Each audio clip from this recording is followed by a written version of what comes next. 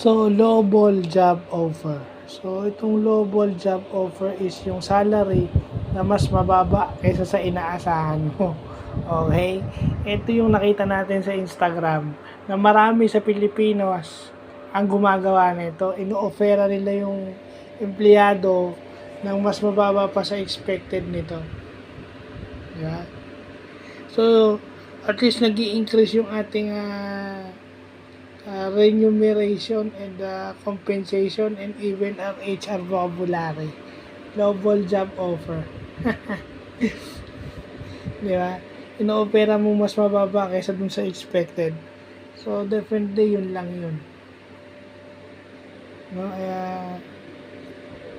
Butit malalaman. Yun yung mga dapat nating malaman na dahil nga nagkaroon ako ng diplomang pangatlo na nagbukas sa akin ng maraming bagay na mas naiintindihan ko na yung maraming bagay, di ba? Mas dapat alam ko yung ibig sabihin nun dahil may naka-factor in yung mga considerations yun. So, yun lang po.